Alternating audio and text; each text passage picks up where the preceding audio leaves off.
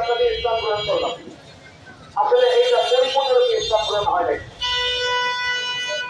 আল্লাহ প্রদত্ত ব্যবস্থা ইসলামে বলা হচ্ছে সমাজ রাষ্ট্র সহ জীবনের সকল ক্ষেত্রে রসুল মোহাম্মদ সাল্লাল্লাহু আলাইহি ওয়াসাল্লামকে একমাত্র সরকারি নেতা মানতে হবে। কিন্তু আজকে যে ইসলাম চলতেছে সেই ইসলামে গণতন্ত্রের যে নেতা হিসেবে তার আনুগত্য করে, আর রসুলকে শুধুমাত্র ধর্মীয় কিছু আচার আচরণে আচার অনুষ্ঠানে অনুসরণ করা হয়।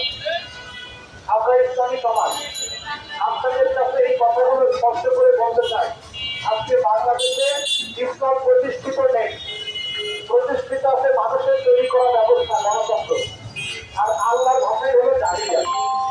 তাই যখন জাহিলিয়া প্রতিষ্ঠিত থাকে তখন একজন ইমানদার মুসলিমের প্রধান কাজ হলো এই জাহিলিয়া ঘটায়া ইসলাম প্রতিষ্ঠার জন্য কাজ করা, এটা এক নম্বর আমল। এখন যদি কেউ গণতন্ত্র মানে আর নামাজ পড়ে তার নামাজ হবে? আজকে গণতন্ত্র মানে বড় বড় কোরবানি দেয়, গণতন্ত্র মানে ইসলামের রাজনীতি করে, গণতন্ত্র মানে কি পরিধি করে। তাহলে যারা গণতন্ত্র মানে এটা গণতন্ত্র শয়তানের একটা চক্রান্ত, গণতন্ত্রের একটা খাস ধোকা।